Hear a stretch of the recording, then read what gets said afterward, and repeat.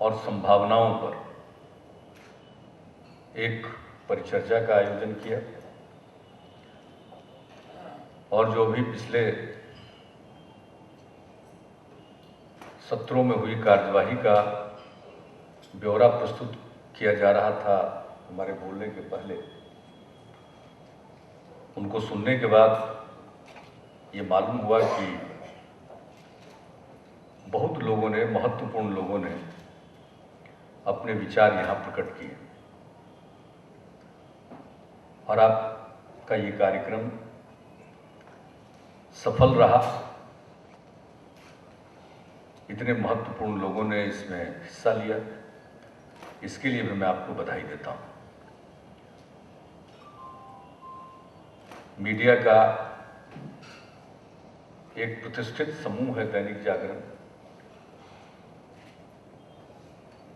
और आप इस प्रकार का काम पटना में कर रहे हैं, अच्छी बात है। पहले ये सब कम होता था या नहीं होता था। अब इन दिनों इस प्रकार के कार्यक्रम पटना में भी आयोजित होने लगे। पहले इस तरह के कार्यक्रम दिल्ली में आयोजित होते थे, तो अच्छी बात है।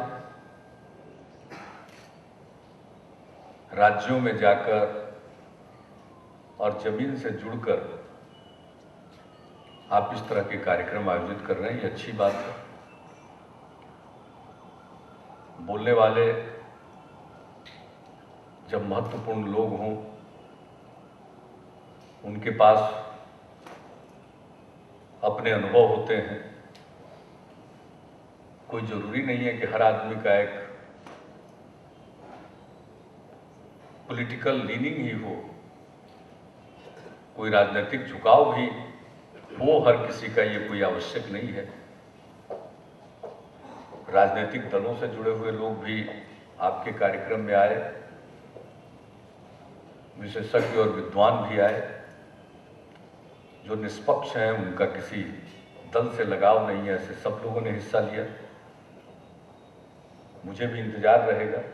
आज तो संक्षेप में कुछ बातें जानने को मिली कि इन्होंने क्या विचार व्यक्त किए, और इसका जो निचोड़ आप जारी करेंगे, जरूर निकालेंगे पाठकों की सुविधा के लिए भी। आज तो कौन कौन क्या बोला, इसकी रिपोर्टिंग आप करेंगे कल, उसके बाद उसका कुछ निचोड़ जरूर निकालेंगे। जब आपने कार्यक्रम किया है तो कुछ तो आगे बढ़ाएंगे, तो उसका जो निचोड़ निकलेगा उसका हमें भी इंतजार रहेगा कि क्या उन्होंने कहा। और मैं एक ही बात कह सकता हूं कि इसमें जो कुछ भी अपनाने वाली बात होगी, हम जरूर अपनाएंगे। बिहार में कुछ समय पहले से हम लोगों को काम करने का मौका मिला। कुछ हमारे विचार हैं, कुछ हमारे गठबंधन के लोग जो हैं, सब लोग आपस में चर्चा करके कुछ कार्यक्रम बनाते हैं, जिसको हम साझा कार्यक्रम कहते हैं या सुशासन के कार्यक्रम कहते हैं। हम लोगों ने 2010 से 15 तक के भी कार्यक्रम तय किए, 2005 से 10 के लिए भी कार्यक्रम तय किए थे। लेकिन हम सिर्फ उन्हीं कार्यक्रमों को लागू नहीं करते रहे, बल्कि खुले मन से लोगों के बीच में जाते थे। तो एक तो जो समस्याओं को हम देखते थे, उसको समझने की कोशिश करते थे, और हमारी आदत है उसमें जूझने की। हम नहीं मानते कि हर समस्या का कोई पहले से ही समाधान मौजूद है, लेकिन हाँ, इतना जरूर है कि आप एकाग्र होकर अगर समस्या को समझने की कोशिश करेंगे और जो समस्याओं से जूझ रहे हैं उनसे बातचीत करेंगे, तो आपको समाधान जरूर मिलेगा। और मेरे सुशासन का सबसे बड़ा मंत्र यही, हमने लोगों की सुनी, लोगों के बीच गए, और जो खुद सोचा, जो खुद समझा पहले से, उसको तो लागू किया ही, उसको भी लागू किया। और कोई कोई स्कीम ऐसी निकली, इतनी लोकप्रिय हुई कि लोगों के इमेजिनेशन को उसने कैच कर लिया। अब ये साइकिल योजना क्या है?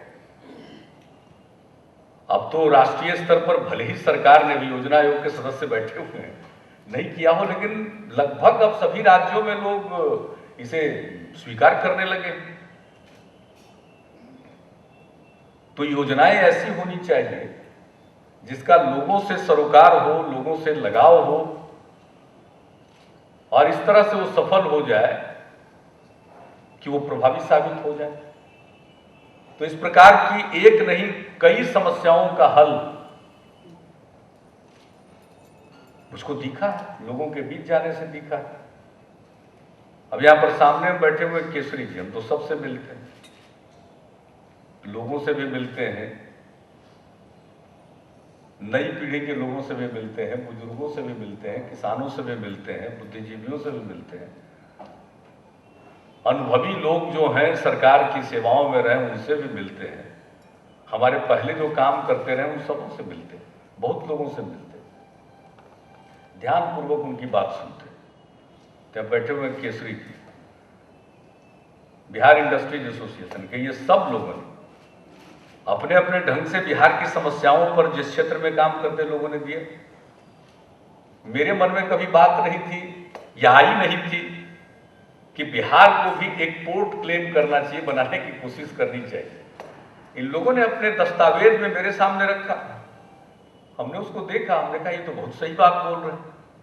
तो आज तक उसको हम परसू कर, और हो सकता है कि कहीं हम लोग कामयाब भी ना हो जाए, हम लोगों के खाते में एक आध पूर्वी की तटबंध पर एक आध पोर्ट भी न बन जाए। आज बहुत लोगों को लगेगा कि क्या बोल रहा है। तो मैंने एक उदाहरण इसलिए दिया कि वो व्यक्ति यहां मौजूद हैं, वो कंफर्म करेंगे कि ये उनके दस्तावेज में सबसे पहले था।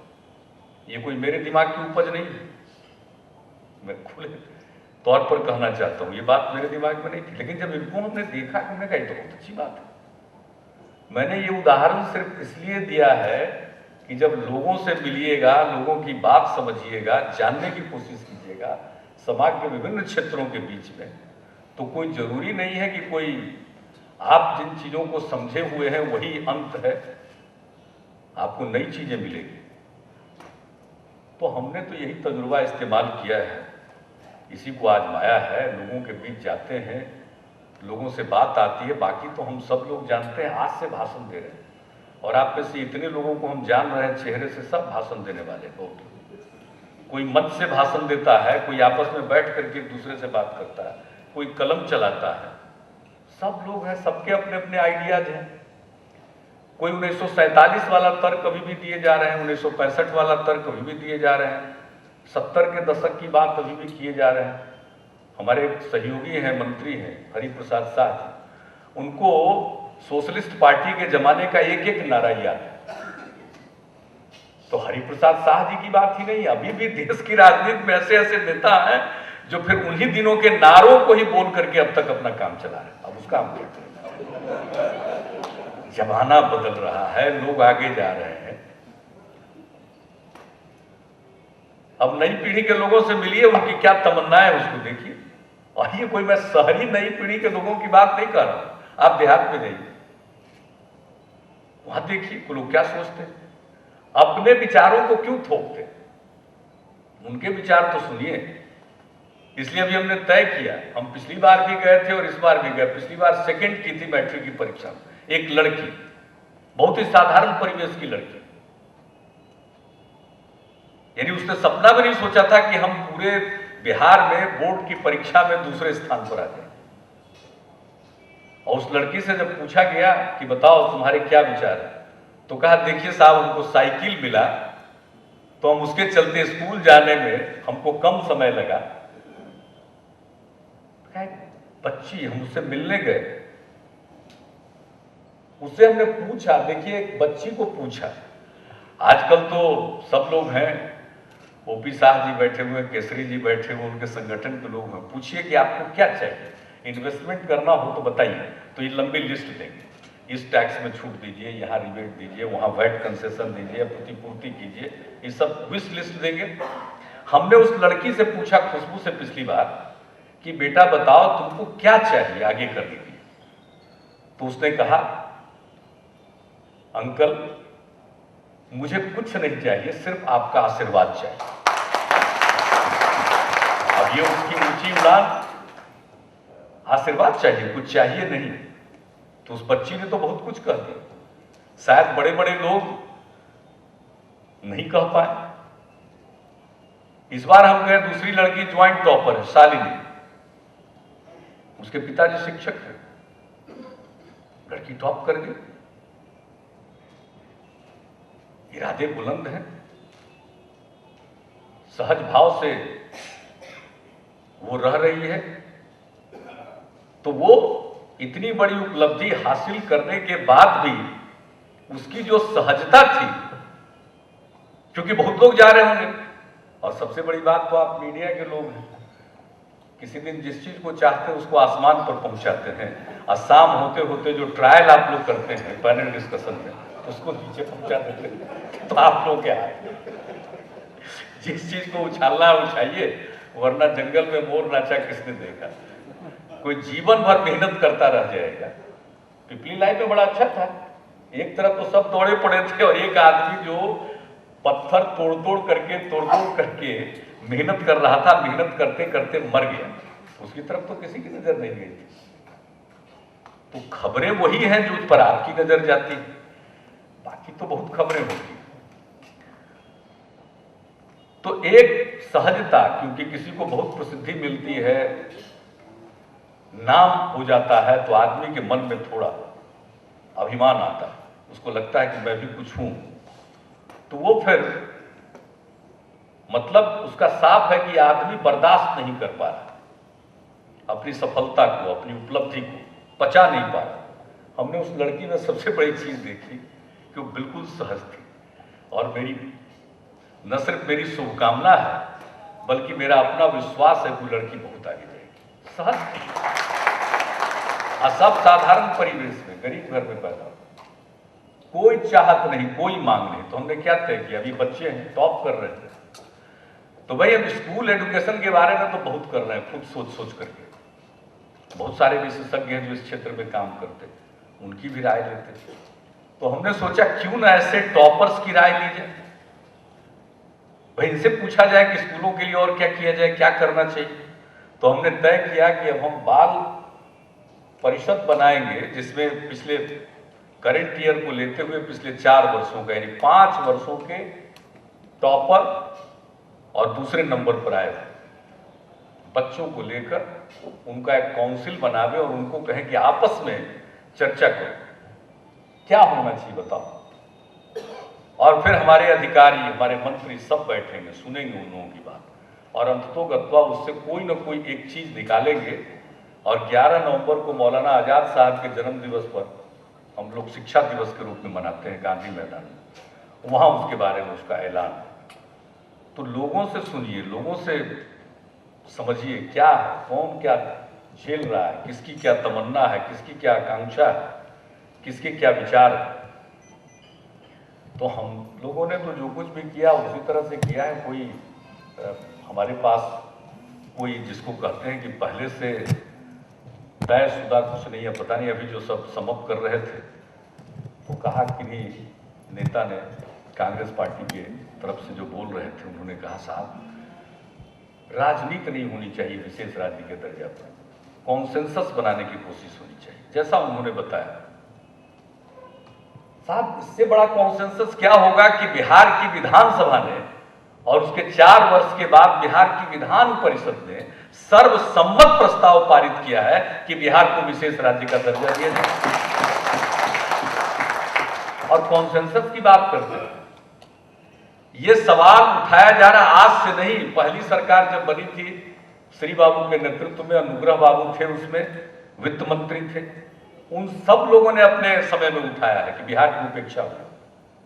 बिहार की उपेक्षा कोई आज की नहीं है, बिहार की उपेक्षा पहले की, और वो जारी रही। तो सब लोगों ने अपने अपने ढंग से, जननायक कर्पूरी ठाकुर जी ने अपने समय में इन सारी बातों को उठाया, हम लोग उठा रहे हैं। पूरे विधानसभा और विधान परिषद का सर्वसम्मत प्रस्ताव है। पिछले सदन के सदस्य थे, निर्दलीय सदस्य थे यहाँ पर बैठे हुए मुन्ना जी, इन सब लोगों को याद होगा, उस सर्वसम्मत प्रस्ताव कोई हमारा प्रस्ताव नहीं है, सदन का प्रस्ताव। और उसमें दूसरा प्रस्ताव क्या था, ये तो मिले। और दूसरा, विधानसभा ने यह तय किया कि साहब एक सर्वदलीय शिष्टमंडल माननीय प्रधानमंत्री जी से मिलेगा और मुलाकात के लिए समय लेने की जिम्मेवारी और ज्ञापन तैयार करने की जिम्मेवारी लोगों ने मुझ पर सौंपी। हमने सब काम कर लिया, मांगते रहे समय, नहीं मिला। तो क्या कॉन्सेंसस खोज रहे हैं? क्या कॉन्सेंसस?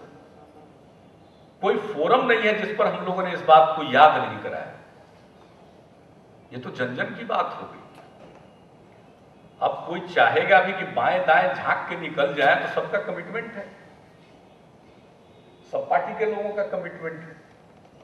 तो देखिए, कोई राजनीति तो हम सब लोग राजनीतिक लोग हैं, तो राजनीति नहीं करेंगे तो और क्या करेंगे? जरा बताइए, कोई कहता राजनीति न कीजिए, राजनीति कोई बुरी चीज है? भाई एक ये भी विचित्र बात है, आप चर्चा कर रहे हैं लोकतंत्र पर और राजनीति मत कीजिए। लोकतंत्र तो एक राजनीतिक व्यवस्था ही है ना। क्या है? What is democracy? और क्या है राजनीति?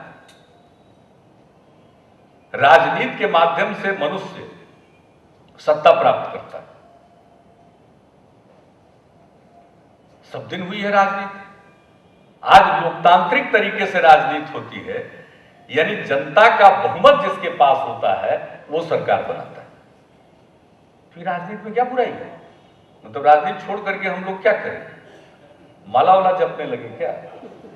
सब लोग राजनीति की तरफ आ रहे हैं, राजनीति वाले लोग एक दूसरे को कहते हैं कि राजनीति मत कीजिए। राजनीति की तरफ तो लोग आकृष्ट हो रहे हैं, हम तो सबको कहेंगे कि सबको आना चाहिए। राजनीति कोई बुरी चीज थोड़ी है। राजनीति जिस दिन बांझ हो जाएगी उस दिन देश का क्या होगा, समाज का क्या होगा? तो लोकतंत्र है, लोकतंत्र की संस्था सिर्फ एक ही नहीं है, लोकतंत्र की अनेक संस्थाएं। लोकतांत्रिक संस्था है, फ्री प्रेस है, जुडिशियरी है, सिर्फ लेजिस्लेचर और एग्जीक्यूटिव नहीं है, ये हमारी सभी संस्थाएं। और फिर देखिए, कोई सरकार सिर्फ बहुमत के बल पर नहीं चला लेता। कोई लीडर अगर सोच ले, जिसको सरकार के नेतृत्व करने की जिम्मेवारी मिली है कि चूंकि हमको मैंडेट है, हम लीडर हैं, हम जैसे चाहेंगे वैसे चला लेंगे, तो नहीं चला पाएगा। उसको तो प्रतिदिन कोलिएशन बनाना पड़ता है, कॉन्सेंसस बनाना पड़ता है। कॉन्सेंसस की बात नहीं करते हम, तो कोई भी डिसीजन लेते हैं तो उसमें कॉन्सेंसस बनाते हैं। पार्टी के अंदर पहले बनाते हैं, अलायंस के अंदर बनाते हैं, सरकार में बनाते हैं, तब असेंबली में बनाते हैं। कोई चाह भी लेगा कि बगैर ब्रूट मेजॉरिटी के लिए, लेकिन अगर कोई चाह लेगा कि बिल्कुल हम उसके बलबूते पर करेंगे, बंगाल में उदाहरण है सामने, कैसा जबरदस्त बहुमत मिला था। और उसके कुछ समय के बाद कुछ घटनाएं घटी, नंदीग्राम सिंगूर में। क्या आप ये भ्रम मत पालिए कि हमें अगर विशाल बहुमत मिल गया है तो हम जो चाहेंगे वो करेंगे। ये तो हर कदम पर कॉन्सेंसस बनाना पड़ता है, हर कदम पर कंसल्टेशन करना पड़ता है। और जिसको आज के युग में हम कहते हैं अलायंस, ही अलायंस नाम से जो फॉर्मेशन होता है उसी को सिर्फ नहीं कहते। अलायंस तो प्रतिदिन करना पड़ता है, दल के अंदर करना पड़ता है। तो लोकतंत्र की एक खासियत है, उसकी खूबी, लोकतांत्रिक तरीके से बहुमत भी प्राप्त हुआ है तो भी आपको एक दूसरे के साथ मिलकर काम करना पड़े। और मेरी समझ से लोकतंत्र से बेहतर कोई दूसरी शासन व्यवस्था नहीं हो सकती। बाकी सब जगह तो देख ही रहे हैं क्या हो रहा है, अड़ोस पड़ोस पर भी नजर दौड़ाना चाहिए। हमारे यहाँ तो लोकतंत्र मजबूत है, बल्कि इसे किसी भी सूरत में कमजोर नहीं होने देना चाहिए। और हम सब लोगों को मिलकर जो लोकतांत्रिक मूल्य है उसकी रक्षा करनी चाहिए, जो लोकतांत्रिक संस्थाएं हैं उनकी रक्षा करनी चाहिए। संभावना तो बहुत है, संभावना की कौन कमी है? बिहार में तो विकास की अपार संभावना है। और मुझको लग रहा है कि सरकार जो करेगी, अब तो यहाँ के लोग तैयार हैं। एक वातावरण बन गया है, माहौल बन गया है। सरकार का काम है एक वातावरण बनाना, एक माहौल बनाना। बहुत लोग परेशान हो गए,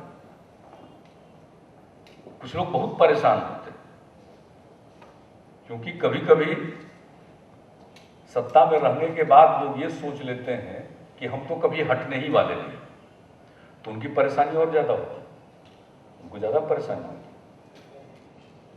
और सत्ता में रहने पर ये सोच ले कि ये तो जाना ही है, तो उसको कम परेशानी होती है।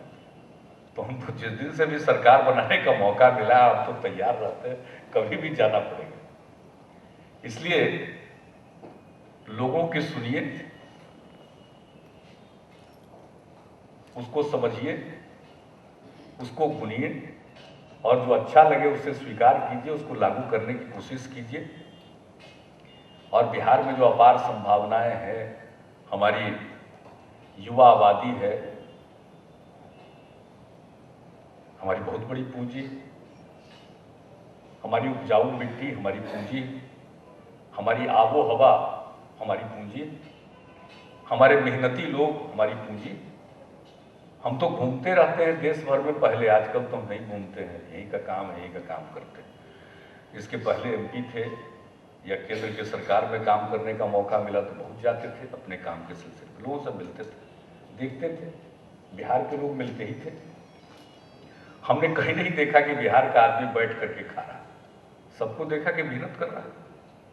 और आज भी मिलते हैं तो लोग शिकायत करते हैं कि साहब अब तो बिहार के लोग मिलते नहीं। अभी हम भूटान गए थे, मैंने बताया, भूटान में लोगों ने कहा कि साहब हमारे यहाँ जो कंस्ट्रक्शन का काम हो रहा था, बिहार के लोग बहुत अच्छा करते थे, आजकल लोग ही कमा रहे हैं। पंजाब में वही शिकायत सुनने को मिलती कि अब लोग ही कमा रहे हैं। बिहार के लोग भाते थे लोगों को। तो मैं ये कहना चाहता हूं कि बिहार के लोग मेहनती हैं, और हमारी जो नई पीढ़ी है उसकी मेधा का कोई मुकाबला नहीं, वो मेधावी है। अब आजकल तो स्कूल कॉलेज कुछ शुरू भी हो गया, कॉलेज तो अभी खूब बढ़िया से नहीं, स्कूल शुरू हो गया, कॉलेज में तो अभी समय लगेगा, लेकिन कुछ कुछ शुरू हो गया है। पहले जब कुछ भी नहीं था तब भी हमारे लड़के बहुत अच्छा कर रहे थे, बाहर रह करके, और पढ़ने की इच्छा। चले जाइए दक्षिण भारत में, चले जाइए पश्चिमी भारत में, न जाने कितनी संस्थाएं बिहार के बच्चों पर चल रही। ये लोग पढ़ने जा रहे हैं, अच्छा करते हैं।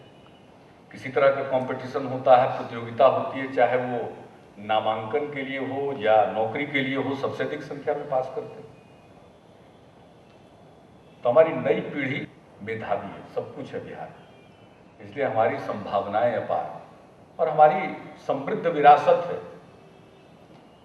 अब ये बोध गया कहीं नहीं, वो तो बोध गया बिहार में ही है।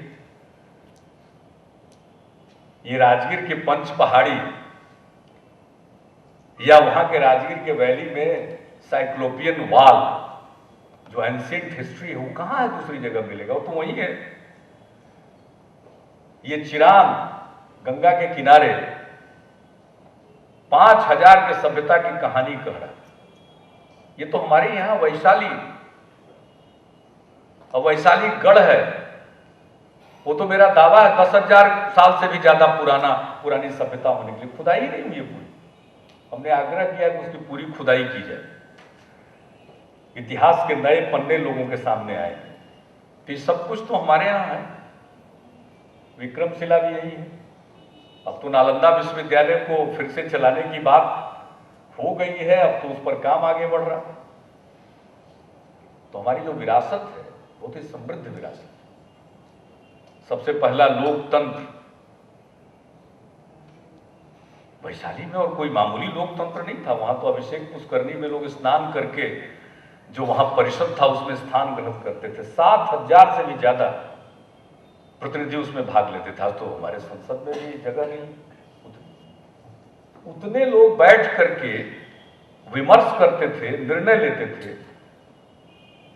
सोच करके ऐसा लगता है कि हम आज से भी ज्यादा समृद्ध लोकतंत्र, ये जो हमारा इतिहास है, हमारी जो समृद्ध विरासत है, और जिसके प्रति अब लोगों के मन में एक गौरव का भाव जग रहा है। सबसे बड़ी बात बिहार के साथ ये है कि पहले बिहार के साथ निराशा जुड़ी हुई थी, आज बिहार के साथ संभावना जुड़ी, इसलिए अब तो एक नया माहौल बना है, एक नई परिस्थिति पैदा हुई। इसलिए आगे तो बढ़ेंगे ही, चर्चा होगी तो एक दूसरे की बात को तो हम लोग काटेंगे ही, लेकिन इतना तय है कि अब हम लोग आपस में एक दूसरे की बात को काटते रहें। लेकिन मुझको खुशी है कि अब बिहार के लोग आगे बढ़ गए। अब जो उनके साथ कदम में कदम मिलाकर चलेगा वो तो सरवाइव करेगा, और जो पुरानी बात को लेकर के उसी में फंसा रहेगा तो उसकी मदद आप भी नहीं कर पाएंगे। फुल पेज प्रचार देते रहिए रोज, कोई मदद आप नहीं कर पाएंगे। तो ज्यादा कुछ नहीं कहना है। आपका कार्यक्रम सफल हुआ, हम लोगों को इसके नतीजों से अवगत कराइएगा। हमने आपको बता दिया, हमको जो उसमें अच्छी बात लगेगी हम तो उसको अपना लेंगे। फिर मेरे ऊपर आरोप मत लगाइएगा कि हमारी नकल कर ली। तो इन्हीं शब्दों के साथ आप सबको बहुत बहुत धन्यवाद।